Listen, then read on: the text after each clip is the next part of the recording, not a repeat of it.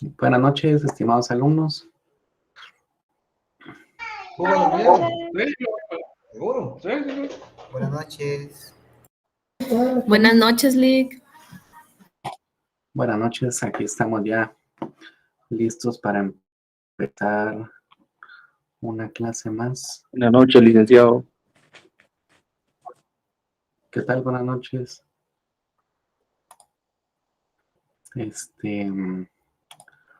Faltan algunos de sus compañeros todavía para que se conecten, pero vamos a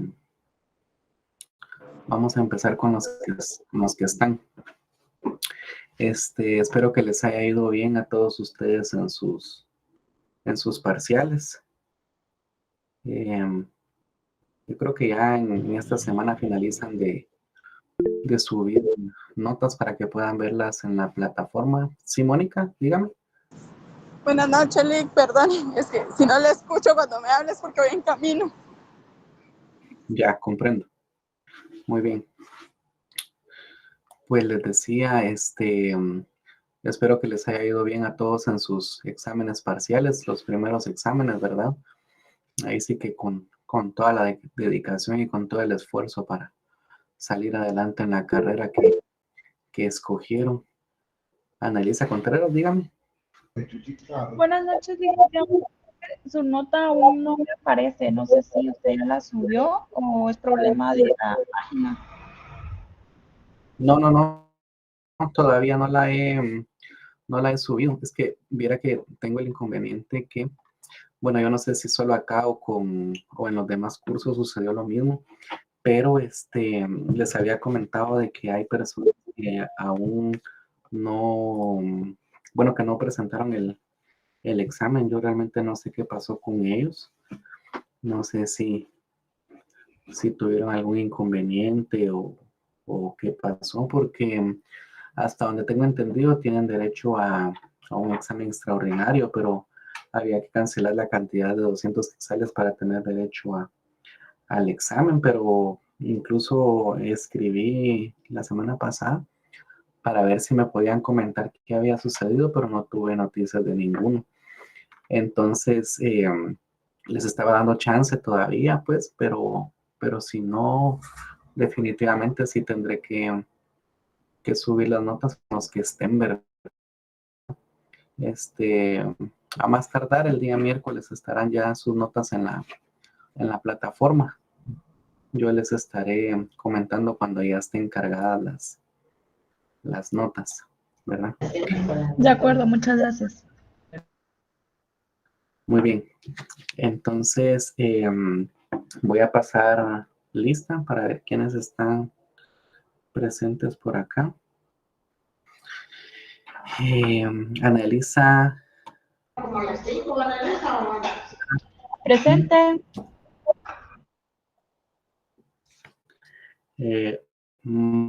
Marjorie Stephanie Lux. Presente. Jonathan Misael Muñoz Galán.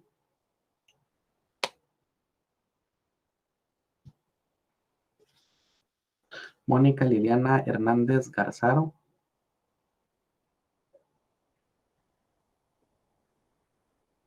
Mónica Garzaro, yo la acabo de ver por ahí. Darling Marisela Gutiérrez Cardona. Presente. Yo creo que Mónica, ella no le Presente, contesta. Lick. Perdón, es que se me trabó mi teléfono y voy en camino. Muy bien. Arlene Cecilia Fajardo Flores.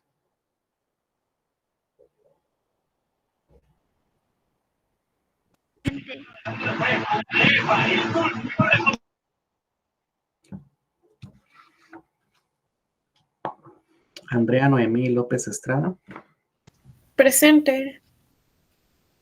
Cecia Belén Coronado Guerra. Presente.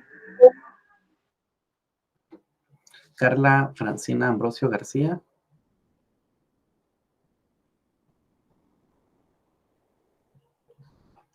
Carla Francina Ambrosio García.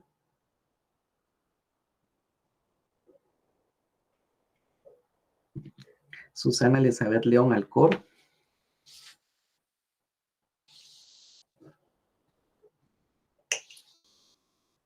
Susana Elizabeth León Alcor.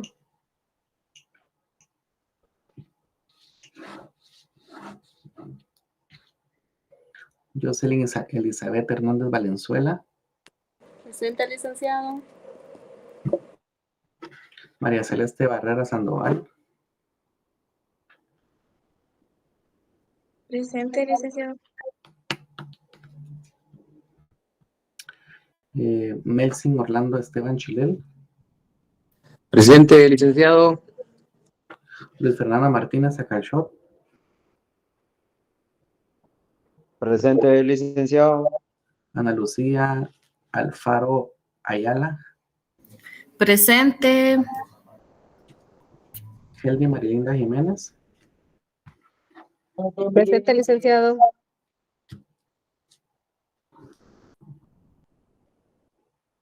Randall Joel Pinzón Lima. Presente, buenas noches. Briseida Sofía Ruiz Lima. Presente. Andrea Alejandra Ramírez Hernández.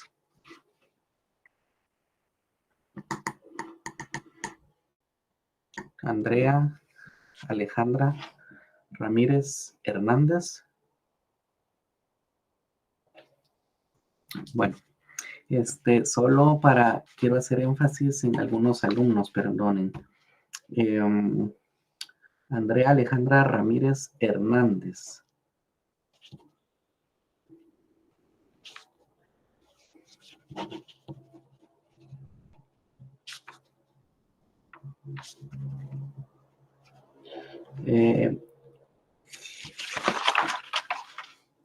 Helvi Marilinda Jiménez. Está por acá.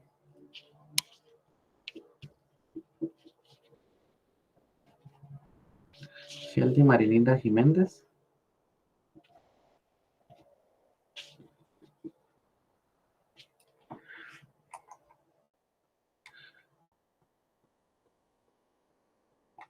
Heldi Jiménez, la miro por acá conectada, pero no.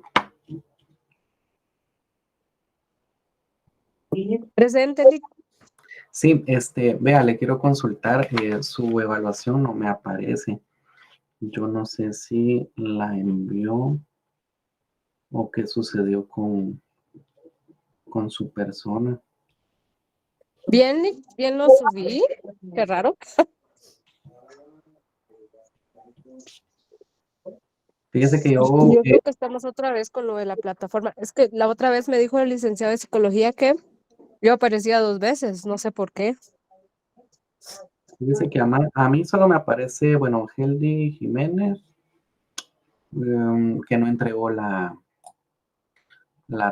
¿cómo se llama? El parcial. Incluso pues yo escribí en el grupo para ver qué había sucedido, pero tampoco tuve alguna respuesta de su persona, entonces no sé qué realmente pasaría en su caso. Porque Yo le tomé fotografía también cuando lo subí. bueno, si me la puede enviar entonces, por favor, porque de momento en la plataforma me aparece que no está entregada, entonces no quiero pues afectarle en lo que pudiera aparecer en la plataforma. Y como le digo, pues también consulté en el grupo del curso, pero tampoco no tuve noticias de su persona, entonces me comenta si tiene alguna captura por ahí para ver en qué Yo se lo envío. la puedo apoyar. Muy bien, también quería ver dónde está por acá, permítame. Carla Ambrosio.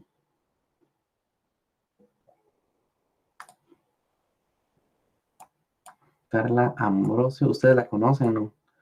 ¿Ha estado conectada con ustedes en otro curso?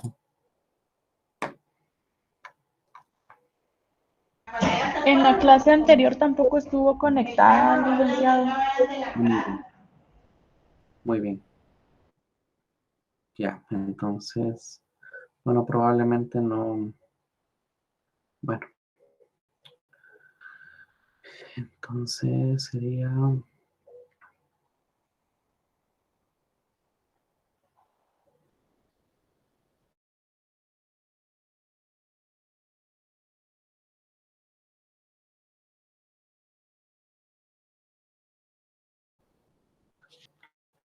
Hay alguien que aparece ahí como William S.C. Ruiz. ¿Quién es? ¿O lo conocen ustedes de algún otro curso? Me aparece un William S.C. Ruiz. No, él sí nunca ha estado en clase, pero una chica en otra clase dijo que ella por error se había registrado con otro correo. No sé si sea esa es la equivocación. Ya. Bueno, lo voy a quitar y cualquier cosa me escribe. Bueno, entonces tengo, bueno, solo con Heldy Jiménez, que estamos en ver qué sucedió con su evaluación, ¿verdad? De ahí pues tengo otras 3 personas que sí definitivamente pues no hay noticia de qué sucedió con ellas. Entonces, Perdone una pregunta.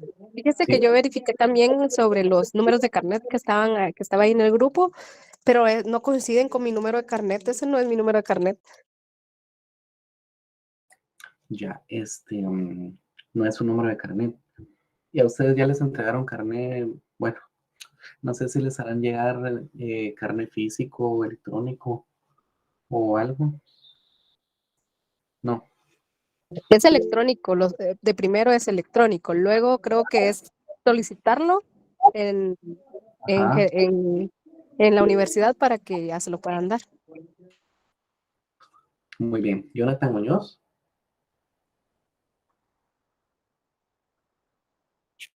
Ujú,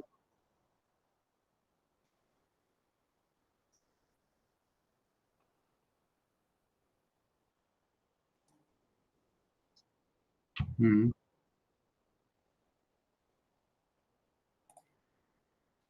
Ah, ya, ya. Muy bien. Entonces, con usted hay incongruencia en su número de carnet.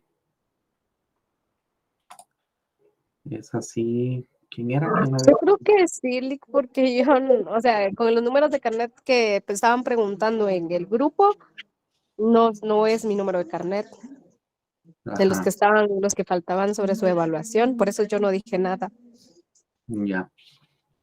Bueno, deme los 2 números de carnet que tiene usted para consultar cuál es el correcto. Cada puedo apoyar con eso. Eh, Solo el que no he llegado a mi casa y no lo tengo escrito por acá, pero se lo voy a enviar porque lo tengo en el teléfono. Entonces todavía estoy por aquí, lejos. Entonces le voy a enviar todo a su WhatsApp para que Ujú. verifique también mi evaluación. Va, si me hace favor, porfa, porque ya hasta el viernes tengo para subir las notas, pero si no tengo noticia de su evaluación, pues ahí sí no podría apoyarla más, ¿verdad? Está muy bien, Entonces, muchas gracias. bueno, quedamos con usted en eso. Ahora, como les decía, las otras 3 personas que aparecen, eh, las otras 3 personas que aparecen, que era Andrea Alejandra Ramírez, Carla Susana Alcor, y me parece, bueno, a William ya lo quitamos de acá. Y Carla, Andrea, Carla Ambrosio y Susan Alcor. Bueno, entonces, Como les decía al principio de la clase, pues espero que a todos les haya ido bien el primer parcial en todos los cursos, porque ese es el primer paso ya de su carrera, ya los primeros parciales, primer semestre, ya sentirán cuando vayan a la mitad de la carrera cómo han ido avanzando y el esfuerzo definitivamente que cada uno pues ha hecho le va a ser recompensado a corto, a mediano y a largo plazo. No queda más pues que incentivarlos a cada uno de ustedes que sigan estudiando, que no vayan a abandonar la carrera en este primer semestre, continúen hasta llegar al final, ¿verdad? Porque recuerden de que cuando hicieron ustedes la inscripción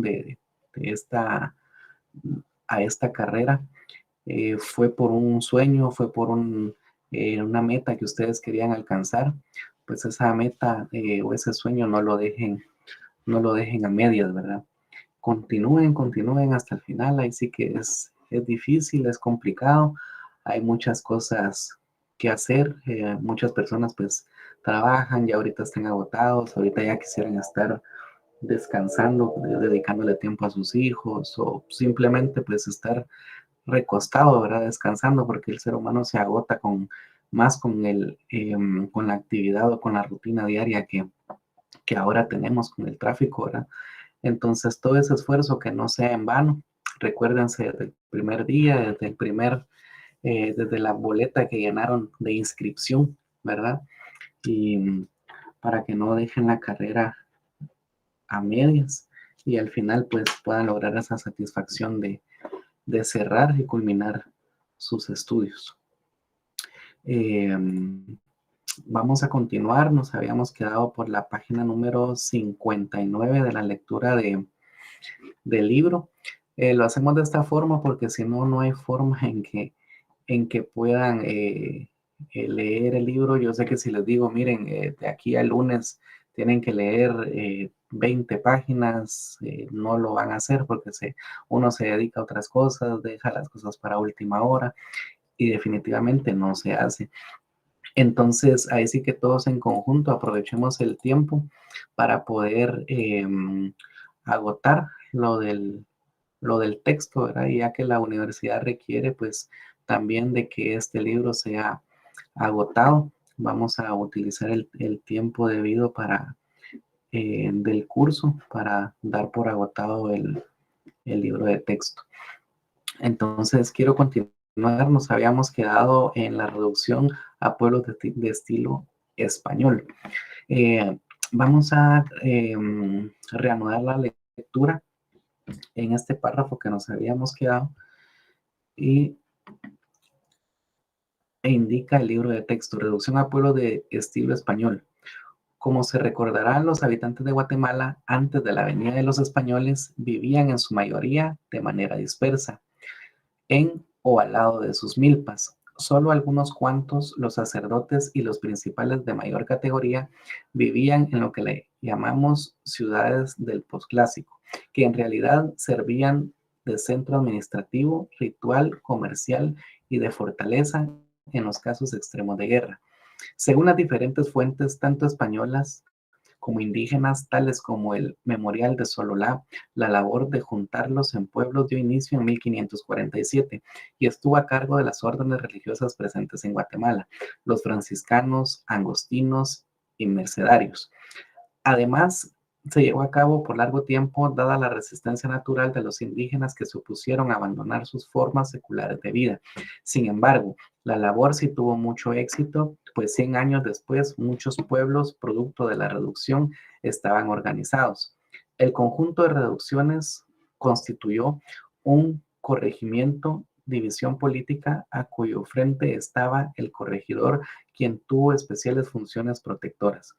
Los religiosos hubieron de basarse en distintas cédulas reales para legitimar su actividad y aunque algunas veces usaron la fuerza, la mayor parte de las reducciones hemos sabido que se logró de manera pacífica. Sin embargo, muchos indígenas no fueron alcanzados por el movimiento o siéndolo, se resistieron al mismo y formaron así la periferia de las cabeceras municipales. Pero ¿cuáles eran las razones detrás de la empresa de agrupar en pueblos a los indígenas que antes vivían dispersos? Dos fueron las motivaciones. Una, la necesidad de instruir a los indígenas para su posterior conversión al cristianismo católico, es decir, lograr la sujeción ideológica para asegurar lo que la victoria militar había logrado. Dos, la perentoria necesidad de los españoles de mantener un mejor control de la mano de obra indígena que, como sabemos, se volvió vital para quienes habían venido en búsqueda de riqueza fácil y no a trabajar. Por supuesto, ambas razones eran complementarias, pero cada vez que hubo que justificar las reducciones, se esgrimió primero la cuestión religiosa y después, de manera bastante disimulada, la causa principal, es decir, la explotación de la sociedad indígena.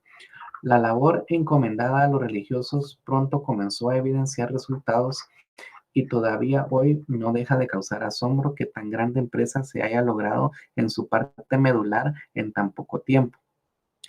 ¿Fue labor solamente de los religiosos y de sus allegados españoles? No, no lo fue. En realidad, tal empresa no hubiese sido posible sin la complicidad de algunas formas organizadas de carácter prehispánica, pues las poblaciones fueron movilizadas al pueblo respetando mucho su antigua organización basada en vínculos de sangre por el lado del padre, entre paréntesis, patrilineal. Estos grupos humanos se denominaron parcialidades o cápules y eran la forma usual de organización del común del pueblo. Cada parcialidad tenía un principal a quien correspondía la autoridad máxima y quien representaba a su capul o parcialidad. En las asambleas de cabezas de capul, donde se acordaban soluciones a los diferentes problemas que afectaban la colectividad. Otra institución social que previvió por convenir a los intereses españoles fueron los cacicazgos. Eran caciques aquellos descendientes de los antiguos jefes de las casas grandes, quienes habían contribuido a la derrota de sus congéneres y que por tan gran servicio se les concedió algunos privilegios tales como usar caballo y espada, construir casa de teja, hacerse llamar don, tener indígenas tributarios, tierras, exención de trabajos y oficios indeseables tenidos por serviles. Se aprovecharon los religiosos para llevar a cabo las reducciones tanto de principales como de caciques. Estos, dada su preeminencia social, pudieron convencer u obligar a sus familiares y vecinos de la convivencia, de no oponerse a los deseos de los conquistadores, de agruparlos en pueblos que, al estilo español, partían de una plaza central, alrededor de la cual se ubicaban los edificios de control, administración, educación y justicia. De más está decir que en algunos pueblos juntaron personas de diferentes parcialidades y que ideológicamente causó gran desconcierto en los pobladores acostumbrados a vivir junto a sus familiares patrilineales. Hemos anotado que la reducción a pueblos concentrados de los indígenas que antes vivían dispersos tuvo en el fondo un carácter de tipo económico, pues de esa manera se facilitaba la explotación de tierras y hombres, dice Polos y Fontes. Solo de este modo podrían los indígenas ser asignados a los comenderos, evangelizados y controlados por los curas. Y, además, era esta la única manera de poder controlar el cobro de tributos o de saber con bastante exactitud con cuántos hombres se contaba para los mandamientos de trabajo en obras públicas o simplemente para los servicios personales que se les asignaban durante el primer tercio del periodo hispánico. Dos medidas complementarias del repartimiento feudal estaban contenidas en las leyes nuevas. Ellas son el uso de trajes distintivos y la autorización para usar nombres y apellidos españoles. De ellas nos ocuparemos en el capítulo 7 de este texto. Hemos visto que el descubrimiento y colonización de América fue una consecuencia de la expansión marítima y comercial europea. Desde otro punto de vista, también es producto de la vinculación coyuntural de interés público, la corona, e intereses privados, ambos unidos por el mutuo interés de establecer el comercio, productos tropicales con los habitantes de las Indias Orientales, es decir, los actuales países de Siria, Irán, Irak, Arabia Saudita, Omán, Pakistán, Afganistán y China, entre otros. Así, la colonización de América tendió hacia la construcción de sistemas productivos y comerciales destinados a abastecer el mercado europeo de diversos metales preciosos y cultivos tropicales, tales como especies, plantas aromáticas, plantas curativas y colorantes. Esto significó para las colonias una economía deformada debido a la mayor importancia dada a ciertos sectores productivos ligados a la exportación. También significó ser consideradas zonas periféricas marginales y dependientes sujetas al ajuste de los cambios mundiales y además una estructuración comercial favorable a la metrópoli. Indicadores de esto último lo fueron la prohibición de comerciar con otros países que no fuera España, la tendencia a la compra barata de los productos americanos y la venta cara y de mala calidad de los españoles. 5.5. Fundación y traslado de la ciudad capital del Reino de Guatemala. Como ya indicamos, aplicando la misma política utilizada en la reconquista de Península Ibérica invadida por los árabes o moros en el Reino de Guatemala, se fundaron pueblos siguiendo el modelo español de reconquista. Es decir, se buscó lugares con abundantes fuentes y a partir de un centro cívico se trazaron las calles y avenidas. El primer asiento de la ciudad de Guatemala fue Iximché, la capital de los cachiqueles, que habrían colaborado con Álvaro en las labores de conquista, especialmente contra los quichés.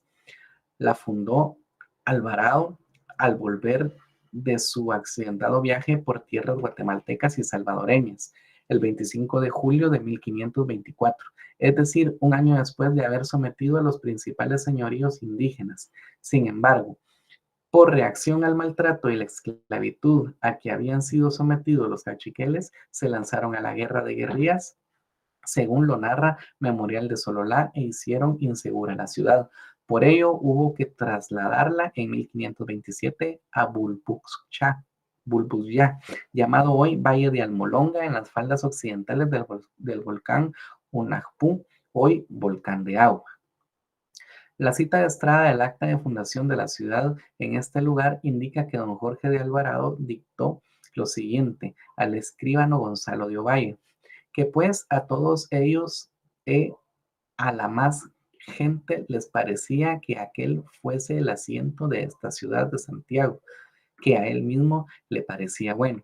Y luego prosiguió diciendo: asentá, escribano, que yo, por virtud de los poderes que tengo de los gobernadores de su majestad, con acuerdo y parecer de los alcaldes y regidores que están presentes, asiento y pueblo aquí en este sitio, la ciudad de Santiago, el cual dicho sitio es término de la provincia de Guatemala.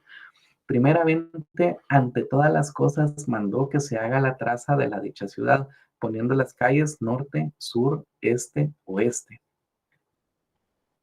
Otro sí, mando que en medio de la traza sean señalados 4 solares, en 4 calles, en las incorporadas por plaza de dicha ciudad. Este asiento fue mucho más formal, pues duró más o menos 15 años. Ahí se construyó de la misma forma la primera importante catedral de la Iglesia Católica al poniente y un palacio para asiento del capitán general del reino. Sin embargo, el 10 de septiembre de 1541, el rompimiento de un cráter del volcán llenó de agua por un prolongado temporal, destruyó la ciudad, principalmente en el palacio del capitán general o adelantado. Fue entonces cuando murió doña Beatriz de la Cueva, la Sinventura. En esos días, ya viuda de Alvarado, este había muerto en México en una batalla ayudando a Cristóbal de Oñate en ocasión de una sublevación indígena.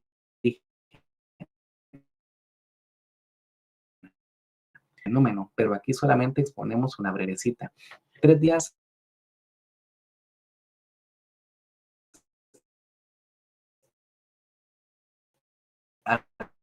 arreo sin cesar un momento. Fue una tormenta de agua que reventó o salió de lo alto de un monte semejante a Monguivelo o volcán que ahí hay en las aldas del cual está aquella ciudad de Guatemala. Y fue tan acelerado este huracán o tormenta que no hubo lugar a algún socorro ni remedio para excusar las muertes y daños que intervinieron. Esta catástrofe obligó a los habitantes a buscar un lugar más seguro para vivir. Varios lugares fueron examinados y entre ellos se acogió al valle de Pancán, hoy llamado Panchoy, donde el primer obispo del reino, Francisco Marroquín, junto a don Francisco de la Cueva, hermano de la Sinventura, fundaron la capital del reino en 1543. Este asiento fue mucho más perdurable y conoció gran esplendor durante 231 años. El rey Felipe II le concedió el título de muy noble y muy leal ciudad 23 años después. Muchos fueron los sobresaltos de los habitantes viviendo en una ciudad de temblores frecuentes, pues con los terremotos de Santa Marta en 1773, para muchos la vida se presentó imposible de llevar. Luego de múltiples discusiones se decidió un nuevo traslado de la ciudad hacia el Valle de la Virgen, llamado también de la Ermita del Carmen, conocido también y hasta muy poco como el Valle de las Vacas. Este se realiza en 1776, cuando también por real orden recibió el título de Nueva Guatemala de la Asunción. Empero, algunos habitantes conocidos como del bando o de los terroristas contrarios a los traslacionistas continuaron viviendo en la ciudad del Valle de Panchoy, a pesar de los apercibimientos. Por ejemplo, por los bandos de 19 de mayo y de 9 de junio de 1779 se conminó a los artesanos de la ciudad a trasladarse a la nueva capital bajo pena de severas sanciones. Todos los artesanos y mercaderes debían clausurar sus tiendas y trasladarse a la Nueva Guatemala de la Asunción o a otros pueblos distantes, por lo menos a 5 leguas de la ciudad de Antigua. Así que el actual asiento de la ciudad de Guatemala tiene 220 años y nadie sabe por cuánto tiempo más permanecerá aquí. La historia de los traslados es para muchos un asunto interesante, pero dedicarle todos los esfuerzos no es muy recomendable, pues se corre el riesgo de no prestar atención a otros asuntos de igual o mayor importancia. Por ello, en el siguiente apartado nos ocuparemos de una cuestión igualmente humana e importante: el cambio cultural de españoles e indígenas. Antes, hagamos una pausa para establecer si en los primeros años de la colonia las sociedades mayas superaron debido a su peculiar contacto con los españoles, su condición de sociedades agrarias viviendo bajo las leyes de modo de producción feudal. Al comparar la organización político-social de los señoríos con las diferentes formas de repartimiento, encontramos más similitudes que diferencias. A pesar de algunos atisbos capitalistas, tales como el salario en los mandamientos y el tributo en dinero, las sociedades indígenas siguieron organizadas básicamente en grupos de familiares bajo el control de principales caciques que recolectaron el tributo para un nuevo beneficiario colocado encima en el lugar de los señores. Ese nuevo beneficiario se llamaba español, con mérito de conquista, y compartía los beneficios con el rey. Desarrollo agrícola, artesanal y cultural durante la colonia. El desarrollo agrícola del Reino de Guatemala está ligado a sus intentos por ligarse al comercio internacional.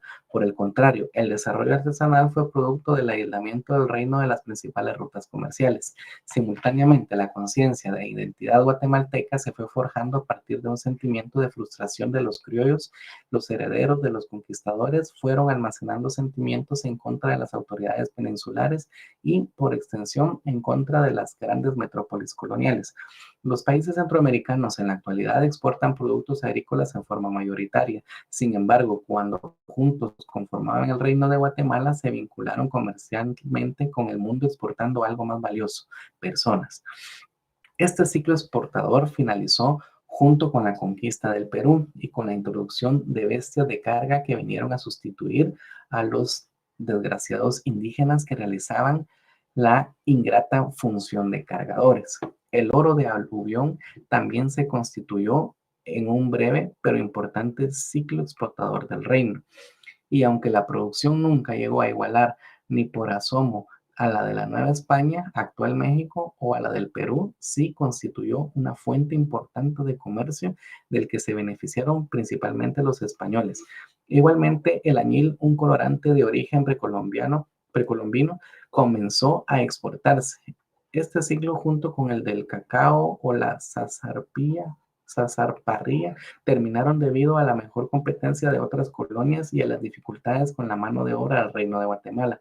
Por otro lado, el desarrollo de las industrias artesanales fue bastante lento debido a que los primeros años la atención estuvo puesta en la labor puramente militar de conquista y después se centró en la explotación de los indígenas.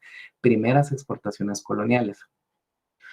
Las actividades relativas a la exportación inician en la nueva colonia española denominada Reino de Guatemala, con el envío de indígenas para ayudar en la conquista de Perú y para realizar trabajos diversos en las Antillas y el Dairén, ahora Panamá.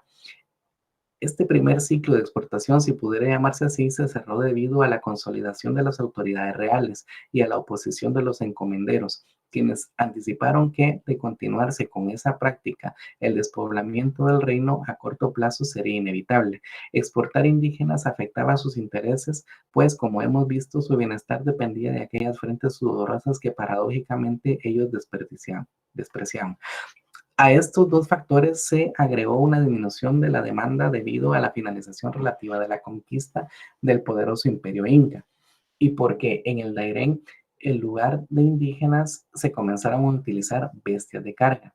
Otro ciclo corto de exportación lo constituyó el oro de aluvión, en cuya extracción se empleó gran número de personas indígenas. En este sentido, los yacimientos del resto de provincias no igualaron la importancia de San Pedro Sula, San Jorge y Olancho, en Honduras. Sin embargo, el agotamiento de los depósitos y las dificultades con la mano de obra que comenzaba a escapar por diversas razones que entendemos adelante, pusieron fin a la importancia de este ciclo.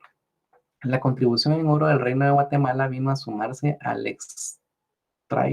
extraído y exportado por todo el Nuevo Mundo. Se estima que entre 1500 y 1650 España triplicó su tendencia de oro. Asimismo, se estima que en 1600 el 90% de sus importaciones del Nuevo Mundo lo construían importaciones de oro.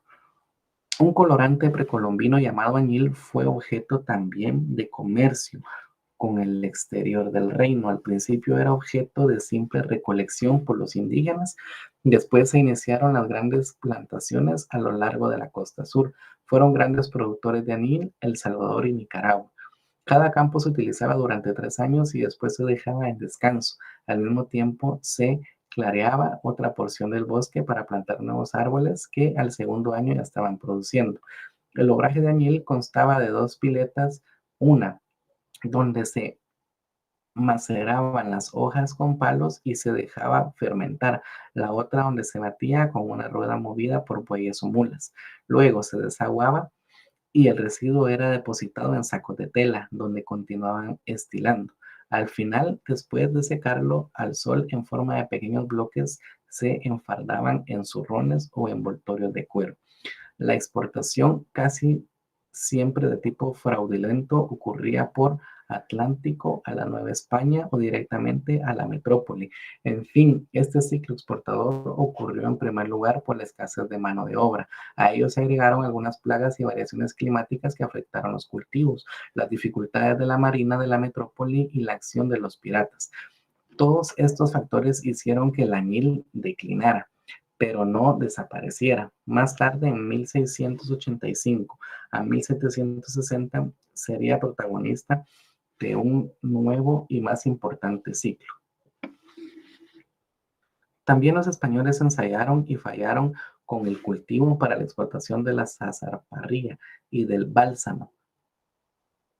Algo lograron exportar, pero como ya lo hemos dicho, no lograron un desarrollo notable de estos cultivos. Luego intentaron con el cacao, una bebida indígena que ya era del agrado de los españoles aquí y que incluso comenzaba a desmandarse de Europa. La misma población indígena fue combinada a producirlo mediante la aplicación del mandamiento. Sin embargo, el cacao de Venezuela y el Ecuador logró anclarse mejor en el mercado internacional debido a su menor precio. Los productores y exportadores del Reino de Guatemala tuvieron que ir adecuando la producción a la demanda local exclusivamente. En 1650, el presidente Núñez de Ladencho consideraba que anualmente eran exportados 200,000 cargas de cacao a la Nueva España, con un valor de $60,000. Pineda, en su informe al rey, cuenta que en su viaje por la costa de Guazacapán y Escuintla, vio ricos cacautales en el pueblo de Santa Inés, cerca de Petapa.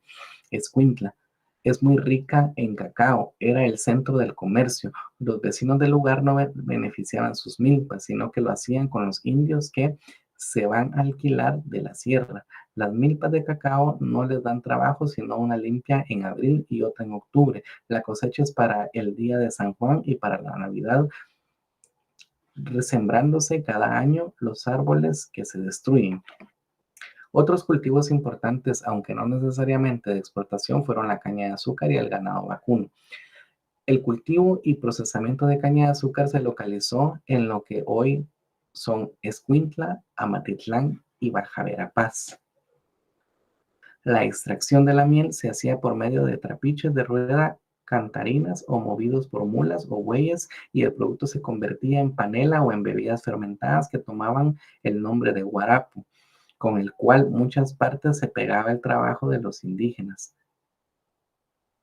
La Real Audiencia dispuso en 1585 que quedaba prohibido terminantemente pagar a los indígenas su salario con guarapo, en vista de los daños que tal bebida hacía a su salud y de las fuertes riñas y crímenes que con tal motivo se suscitaban. El relativo auge económico de la colonia, debido a los obrajes de añil y de los trapiches, lugar donde se molía la caña con una rueda impulsada por mulas o bueyes, se reflejó en un desarrollo de las industrias artesanales. A estas actividades se dedicaron especialmente los mestizos y mulatos. El trabajo de los artesanos surtió al reino de platos, zapatos, ropa, calcetas y calcetines, aparejos y silla de montar, muebles de madera y metal, etc. Indudablemente, el monopolio comercial ejercido por España en sus dominios, la decadencia de la industria y el poderío marítimo, mismo que volvió irregular el comercio con la metrópoli, se tradujo en escasez y carestía de las mercaderías peninsulares y favorecieron el desarrollo de algunas industrias locales en el reino. El carácter marginal del Reino de Guatemala y la Gran Depresión del siglo XVII. El Reino de Guatemala nunca pudo superar su carácter marginal. Al contrario, en el transcurso de 200 años configuró su aislamiento. La evidente decadencia de la flota española en el siglo XVII trajo muchos problemas de comercialización entre la metrópoli y sus colonias. Como consecuencia, se dio la escasez y el incremento en los precios de los productos españoles y tremendas dificultades para la exportación de productos de las colonias. Ello abrió, como era de esperarse, un campo propicio para corsarios, piratas y primeros asentamientos extranjeros en costas centroamericanas. Para el caso específico del Reino de Guatemala, esos problemas se vinieron a añadir al drástico descenso de la oferta de mano de obra indígena y la escasez de capitales. Esta gran depresión mundial volvió casi imposible la vida urbana en el reino y expulsó a los españoles a la vida campestre de pura y llana subsistencia. Ello, por supuesto, intensificó la presión sobre la tierra realenga, que pertenecía al rey, y sobre la de los indígenas, que además aportaron su mano de obra entrando en formas de aparcería y medianería. Según Ciro Cardoso y Héctor Pérez, la depresión económica, la ruralización y la disminución de los contactos entre las provincias centroamericanas intensificaron la tendencia a la fragmentación económica y social del istmo en los mediocres y aisladas unidades. También intensificaron los resentimientos y hostilidades entre provincias y regiones. Según ellos, el periodo fue esencial en el sentido de sentar las bases de estructuras muy duraderas de tendencia de la tierra, explotación de la mano de obra y configuración geopolítica en Centroamérica. A eso se refería también Domingo Faustino Sarmiento en su Argiorópolis, cuando afirmó que Centroamérica ha hecho un estado soberano de cada aldea. Hacia fines del siglo XVII se observa una leve recuperación, pues los números proporcionales que comienzan a reponerse en el comercio de contrabando, especialmente con Inglaterra, comienza a intensificarse. Los países más avanzados de Europa Occidental, paulatina y continuamente, hacen caso omiso a la prohibición colonial de comerciar con otros países, si no era a través de España. En ese sentido, se vuelven nuevamente importantes las exportaciones de cacao y añil. Como es fácil imaginarse, con una base económica tan endeble, los desarrollos en otras esferas de la vida tenían que ser poco especulares. Por ejemplo, la educación en el Reino de Guatemala estuvo confinada a escuelas de primeras letras de los conventos. Fue en esa época, hace más de 300 años, exactamente el 6 de junio de 1680, cuando culminaron largos años de gestiones, principalmente del obispo marroquín, quien además donó su herencia para colaborar económicamente a la fundación de un centro de estudios superiores. El licenciado Francisco Sarasa y Arce redactó los estatutos basándose en los de la Universidad de Salamanca en España.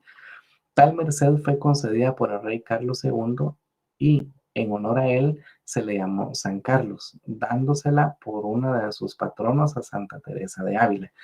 Su orientación fue principalmente humanística, pues las cátedras impartidas fueron filosofía, teología, derecho, retórica, medicina, economía política, física y algunas lenguas indígenas.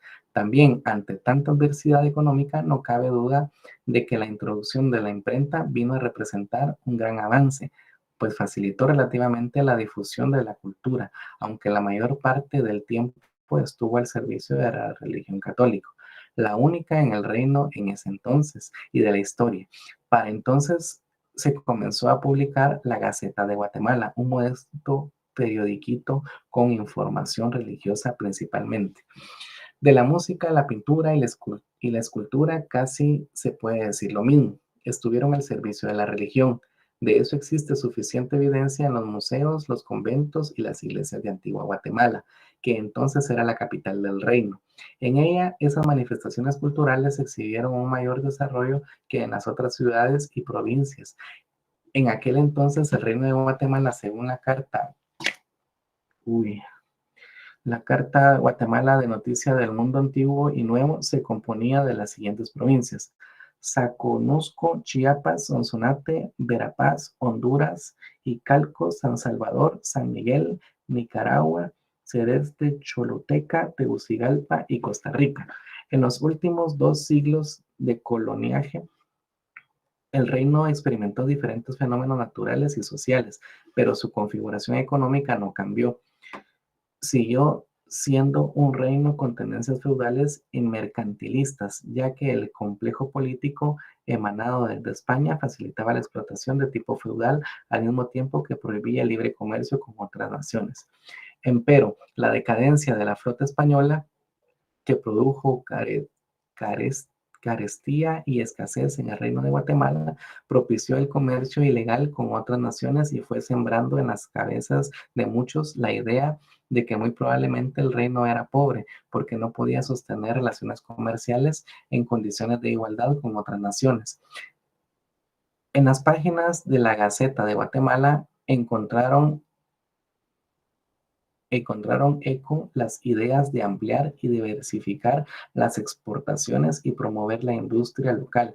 Como se ve, la vida colonial encontró su nivel durante estos segundos siglos de denominación colonial, pero a su vez fue preparando las condiciones para que a inicio del siglo XVII se iniciaran los movimientos independistas. Veremos en la siguiente unidad cómo, cuándo y por qué se independizó el reino de Guatemala en España.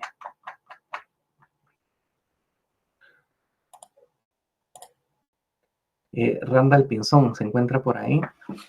Se me puede apoyar con la lectura de este título, Las consecuencias del encuentro de 2 culturas.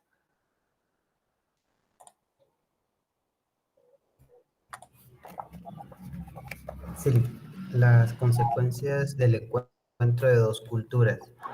El choque de culturas, la española y la indígena, significó cambios trascendentales en la vida de todos los involucrados. Para los indígenas implicó el abandono de su sistema de organización económica y social, su forma de agruparse en comunidades, sus prácticas ceremoniales, etc.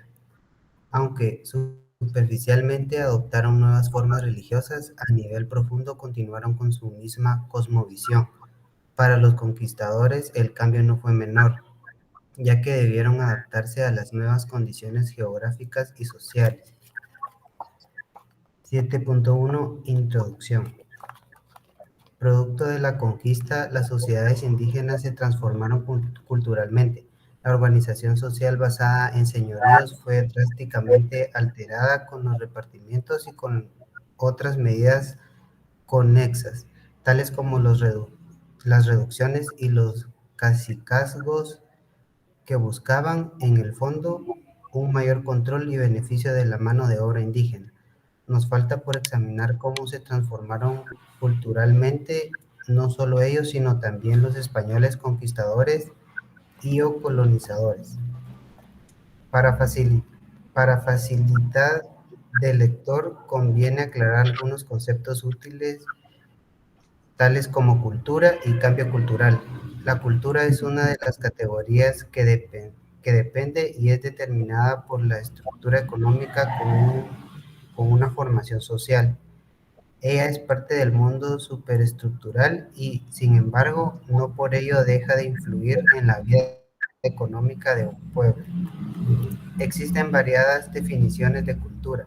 Una de ellas indica que es el conjunto de hábitos de acción, pensamiento y sentimiento compartidos socialmente. En este sentido, son parte de la cultura todas las conductas, incluso las formas de pensar y de sentir, socialmente compartidas, enseñadas y aprendidas en el seno de una agrupación social determinada. La cultura, pues, no es heredada biológicamente, sino es creada y transmitida en sociedad. Además, aunque no siempre somos conscientes de ello, la cultura tiene el cambio, ya impulsado en fuerzas internas o por el contacto con otras sociedades y culturas. Es indudable que la conquista impactó la vida de los indígenas, pero también en los españoles conquistadores. El contacto violento entre ambos grupos obligó con el tiempo a unos y a otros a adaptar su modo de vida a las nuevas circunstancias. En el caso de los indígenas, las presiones para la transformación cultural lograron cambios superficiales en algunas esferas y un poco profundos en otras. Por ejemplo, los indígenas fueron conminados a vivir en poblados diseñados con pautas españolas, a cambiar o modificar sus trajes originales y, sobre todo, a cambiar sus ideas religiosas y cambiar sus calendarios ceremoniales. También los indígenas adoptaron otros animales domésticos, algunos materiales de construcción y de nuevas herramientas de trabajo, especialmente el arado, los azadones y machetes de metal.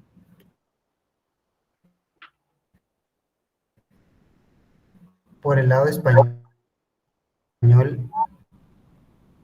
el auto con necesidad llevaron a la adoptación de mesoamericanos y acopiables.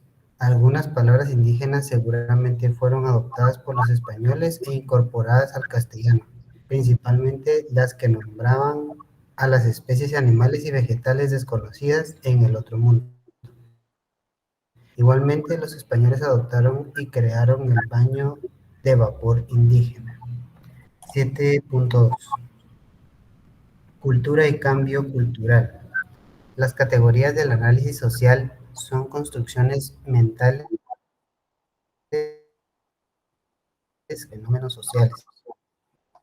Todas ellas están, como no podían ser de otra manera, muy relacionadas. La cultura es una de esas categorías que depende y es determinada por estructura económica de una formación histórica y social. Es parte del mundo superestructural, sin embargo, no por ello deja de influir en la vida económica de un pueblo. Existen variadas definiciones que lo diferencian de la connotación académica. Se dice en este ámbito que tiene más cultura quien haya cursado más años de escuela. Unas son muy descriptivas, otras muy explicativas. Una de ellas indica que la cultura es el conjunto de hábitos de acción, pensamiento y sentimiento.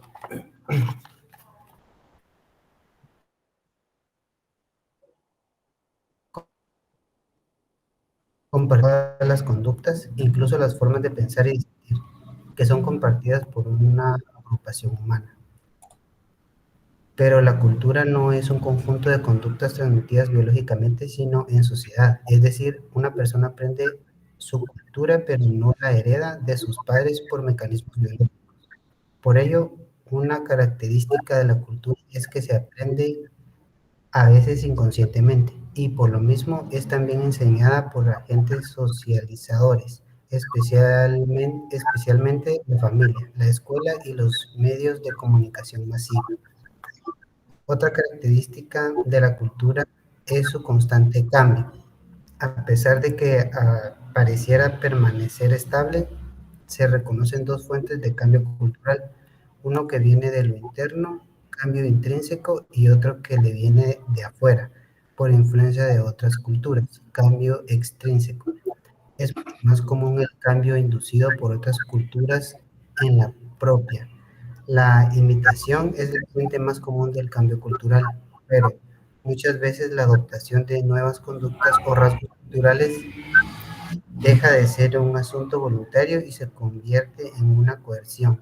Con mucha frecuencia, los miembros de una sociedad son obligados por la fuerza a adoptar rasgos que les son extraños y que incluso no desean.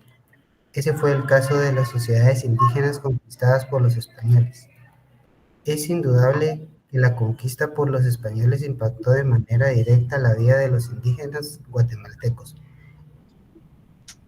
entendidos estos como todas aquellas sociedades regionales que vivían en el territorio de lo que después se llamó el Reino de Guatemala, pero también impactó en los españoles conquistadores. El contacto violento entre ambos grupos obligó con el tiempo a unos y a otros a adaptar sus modos de vida, su cultura, a las nuevas circunstancias. Veamos primero qué pasó con la cultura de los indígenas y luego veamos lo referido en los españoles. Muy bien. Vamos, María Celeste Barrera, por favor.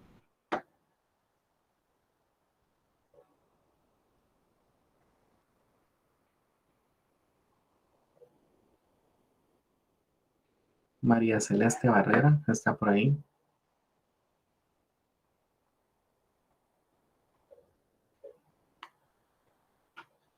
Andrea López Estrada.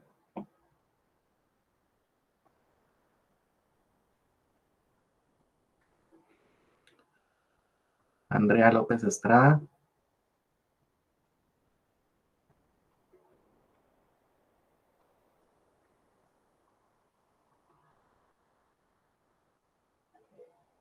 Melsin Esteban. Listo, Lick. Por favor, nos puede apoyar desde ahí desde el espacio. Por favor. El 7.3, ¿verdad, Lick? Listo. Sí, por favor. Nombre de Jesús, pues. Para imaginar la magnitud de las transformaciones en la vida de los indígenas, basta pensar en las reducciones, pues no cabe ninguna duda que al cambiar de una forma de asentamiento dispersa a una concentrada demanda un gran esfuerzo de adaptación, máxime como sucedió si ella va acompañada de cambios en otras esferas de la vida social. Thank you. Quizás la mayoría de los indígenas no solo tuvieron que acostumbrarse a vivir en poblados concentrados, diseñados según pautas arquitectónicas extrañas, sino que también debieron adaptarse a nuevas relaciones de producción, entre comillas, así, ¿no? Entre paréntesis, repartimientos y mandamientos, derivadas de la condición de sometimientos en que vinieron a quedar después de perder la guerra. Muchos indígenas de manera voluntaria y muchos de manera obligada adoptaron nombres y apellidos españoles o tlaxcaltecas, indígenas mexicanos que colaboraron con Alvarado en la conquista de Guatemala. Esta medida buscaba obviamente facilitar la identificación de los indígenas, pues a los españoles se les dificultaba pronunciar y escribir sus nombres originales. Adicionalmente, tuvieron que cambiar sus trajes originales por otros inspirados en la indumentaria española, En general, el traje original de los hombres consistía en un mastate o masclate, luego paño de algodón, ¿verdad? Que a manera de pañal cubría las partes íntimas. Sobre ella un paño enrollado y a veces muy elaborado, que cubría de la cintura a la rodilla. Camisa de manta y un manto de algodón o un tipo de abrigo capichai. La mayoría usaba zapatos abiertos, consistentes en una sola suela, y una cinta que pasada entre los dedos daba vueltas al tobillo para asegurarlas. Estas sandalias llamadas caite era de materiales naturales obtenidos de algunas cortezas fuertes, lianas y cuero de algunos animales. Sin embargo, su uso no era generalizado. Las mujeres usaban un corte, nagua o enagua, que era una tela de más de 2 metros que se enrollaba desde la cintura al tobillo, un poco más arriba en los lugares calurosos, y sujetada a la cintura por una faja de tela en el torso. Usaban una blusa de manga corta llamada huipil, que usualmente eran bordados.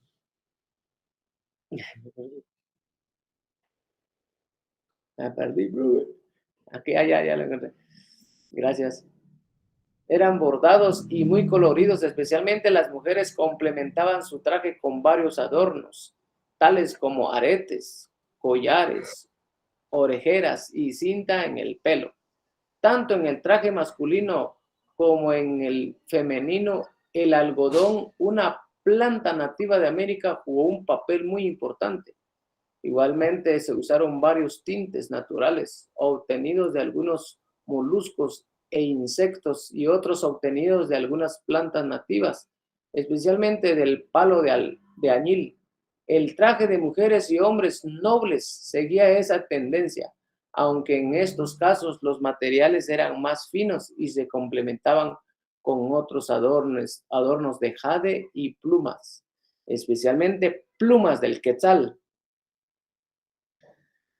Producto del contacto con los españoles, algunos indígenas adoptaron los pantalones largos, las camisas, los calzoncillos, calcetines y sombrero, con algunos diseños españoles. Sin embargo, la mayoría continuó vistiendo como siempre lo había hecho o adoptó solo parte del traje español.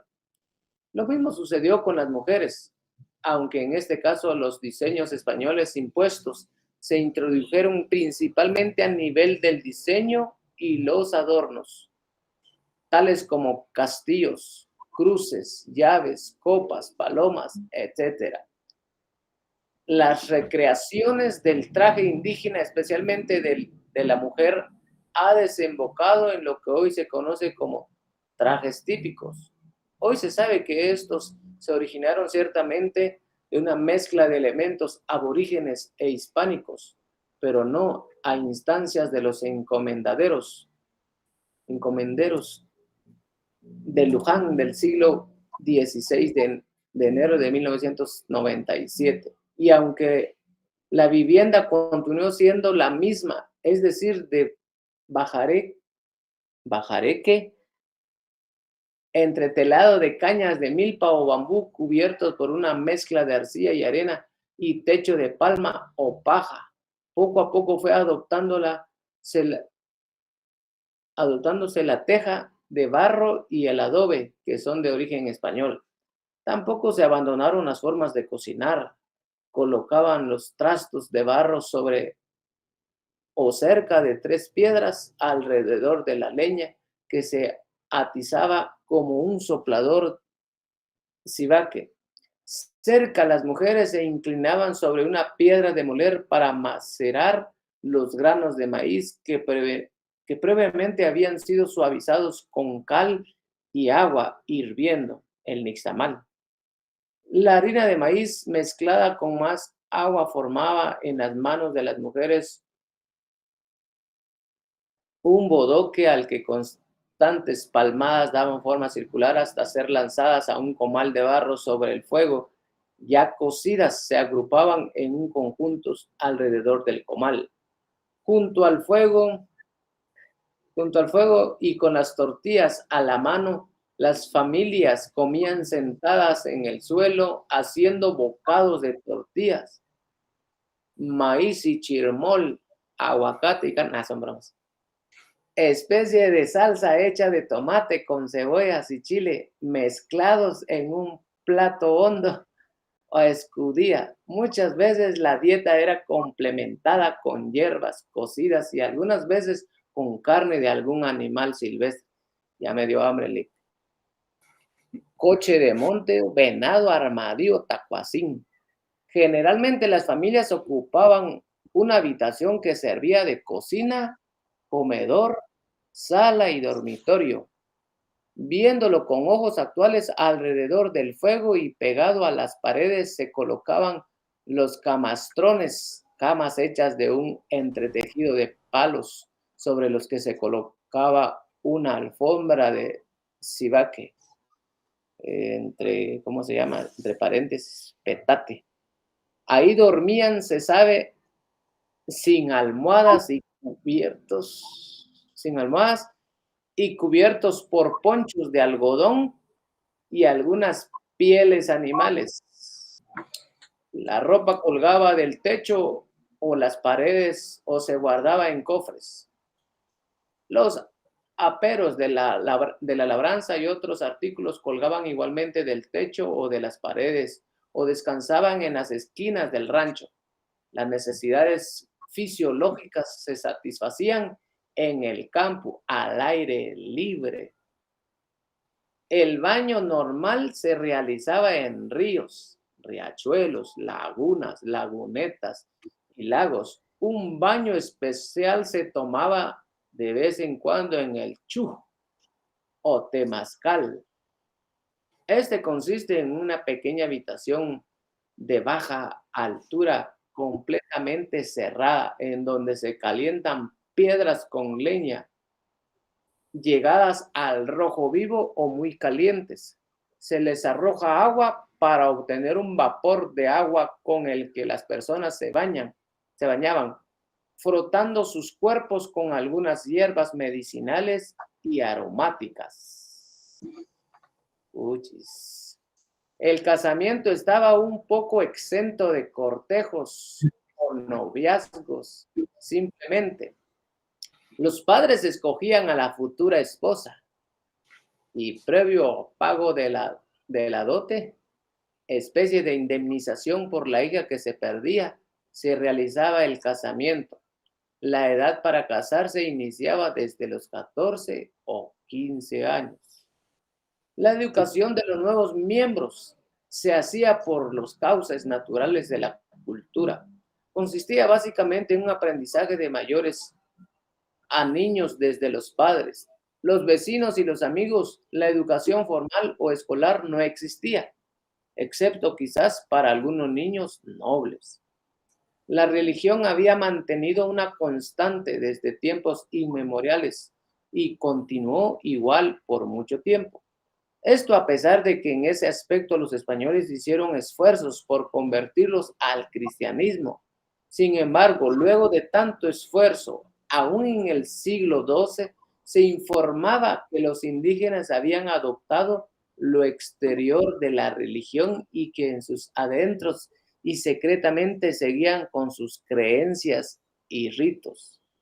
El calendario utilizado por ellos siguió siendo el indígena, de paréntesis, el de 13 o 18 meses de 20 días. Y no asistían a las iglesias, sino mediaba una amenaza.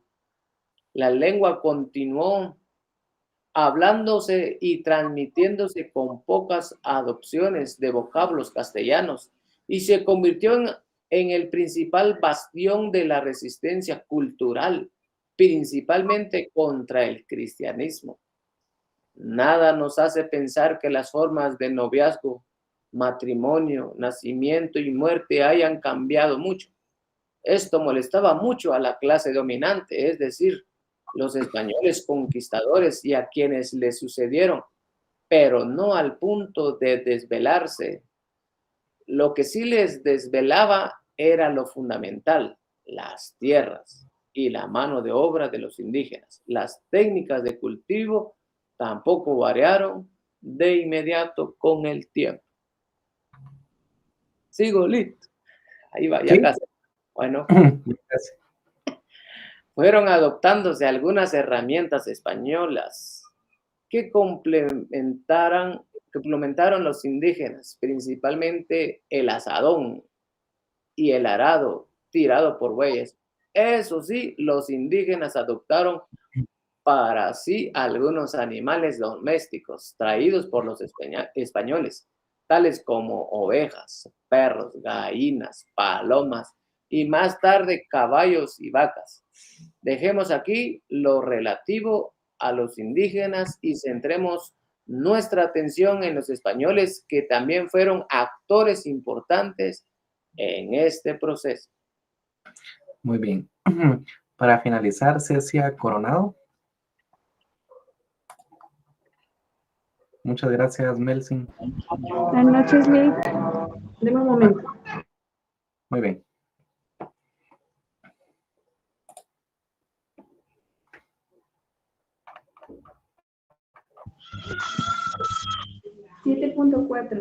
Cambio cultural español.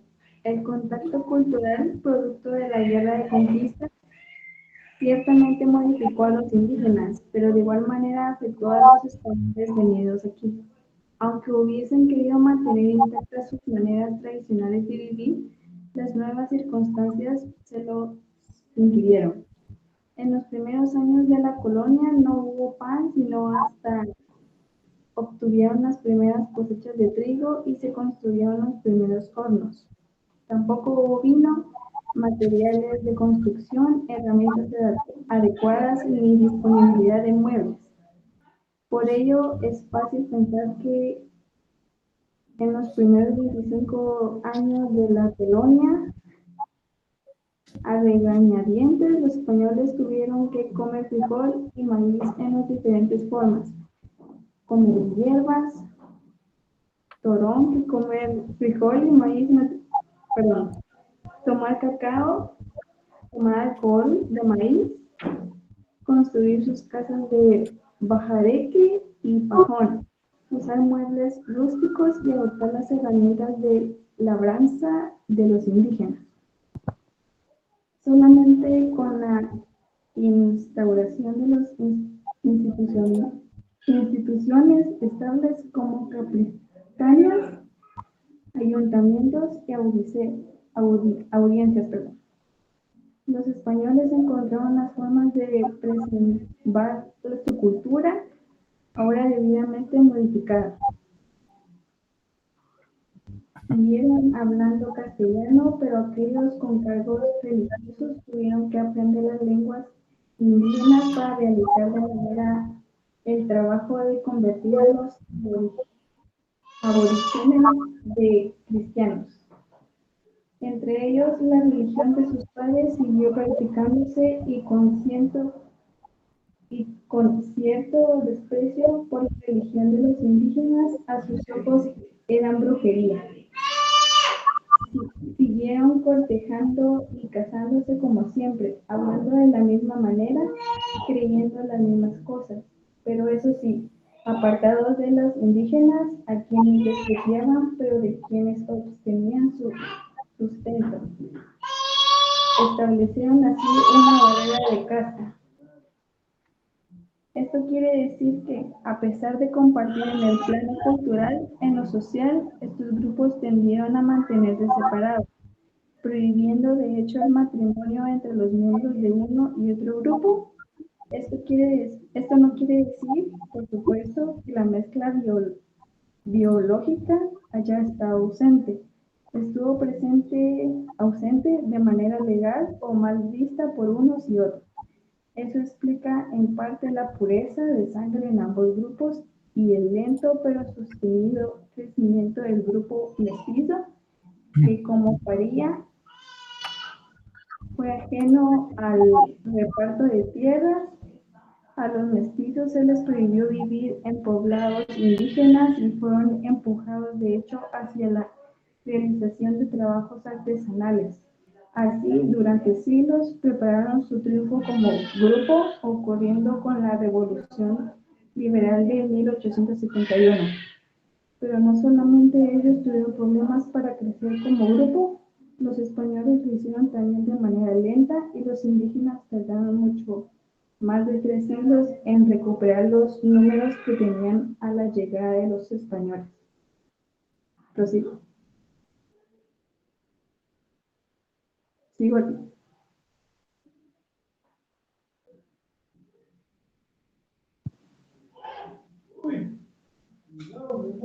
¿Sigo aquí?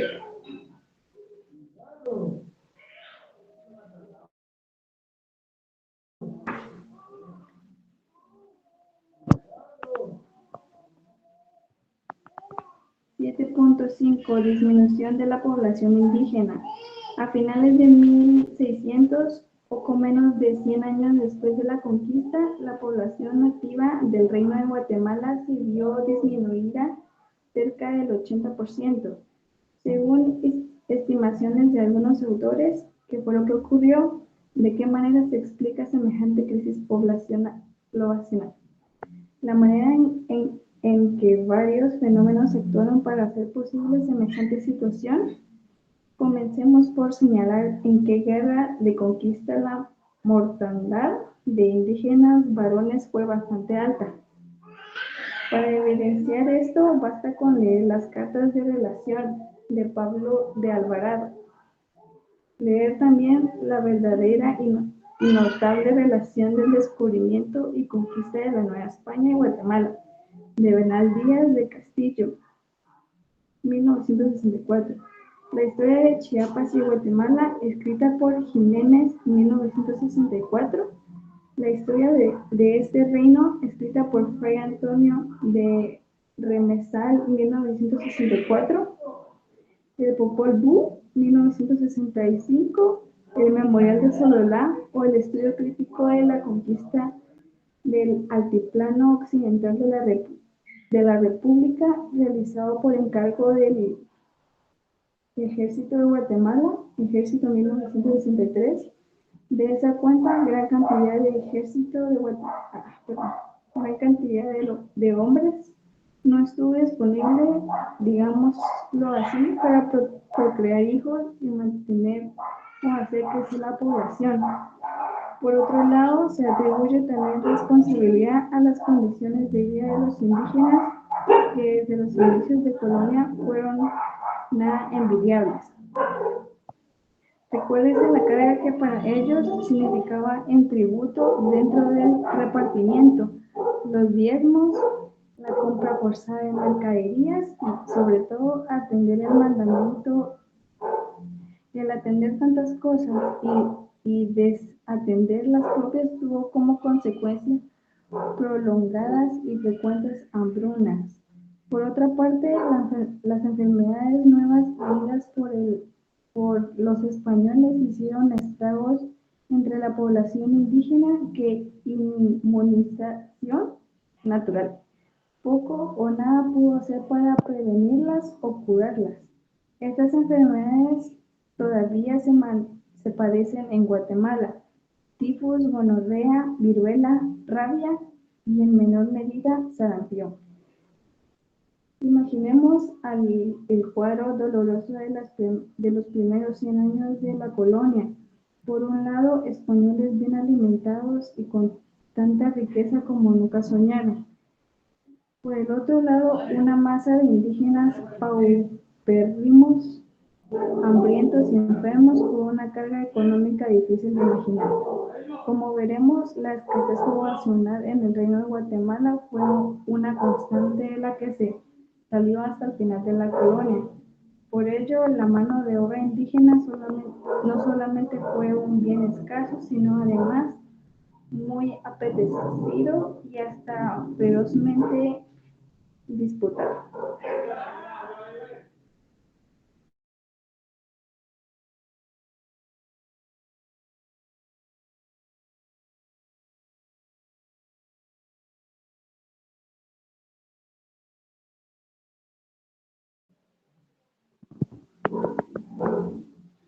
8.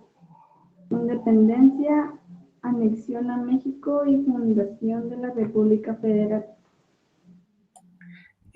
Compañera, ahí estamos, muchas gracias. Ok, no lo escuchaba. Sí, muchas gracias. Muchas gracias por su apoyo. Compañeros, hemos quedado acá. La próxima página tocaría la página 87 en la próxima clase.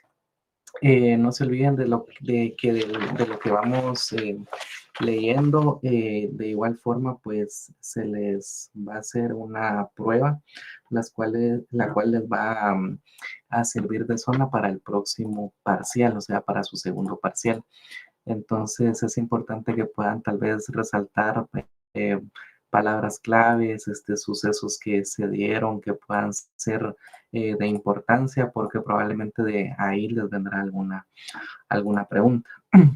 Entonces, les repito, esta semana voy a cargar las notas a la plataforma. En esta semana las van a poder estar viendo, ¿verdad? Y no está de más desearles que todo les salga bien en el resto de la semana. Échenle ganas y pues no pierdan el objetivo de su estudio, de llegar al final de esta carrera. No dejen de a un lado esta prioridad que es sus estudios, para que al final pues estén llenos de satisfacción y lo puedan lograr. Que tengan una excelente semana, una feliz noche y ahí estamos para servirles. Gracias, Liz. Pero es más. Feliz noche. Noches, gracias. Feliz noche.